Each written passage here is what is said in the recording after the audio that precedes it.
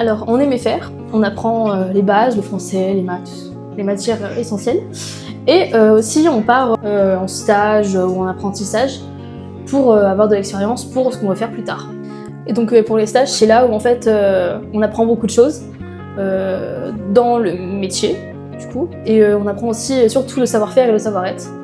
Tandis qu'en formation générale, on apprend le plus souvent les matières qui sont nécessaires pour le bac. Et on reste toute l'année dans le même établissement. L'alternance, en règle générale, je trouve ça mieux que le général parce qu'on est plus, du coup, entre guillemets au boulot, c'est-à-dire qu'on a beaucoup de périodes de stage comparé au général et il y a une bien meilleure ambiance dans la classe parce qu'on est tous reliés par la même passion et franchement c'est cool.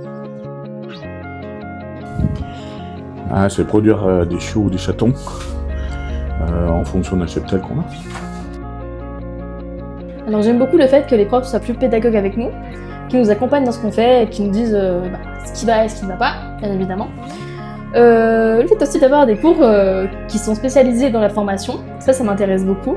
Et aussi le fait d'avoir différents stages pour voir un peu ce qu'on aime et ce qu'on aime moins dans les métiers en rapport avec le chien. Ou le chat. T'es pas un chat, toi? À la MFR, nous avons également un chenil qui peut accueillir des chiens pour travailler sur l'éducation canine.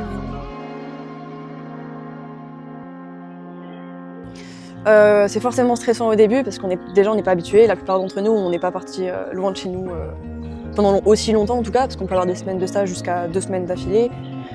Mais au tout début de l'année, on est un peu stressé, c'est vrai, parce qu'on connaît personne et tout. Mais on apprend vite à se connaître, on se fait vite des amis et au final, on n'a plus envie d'en partir.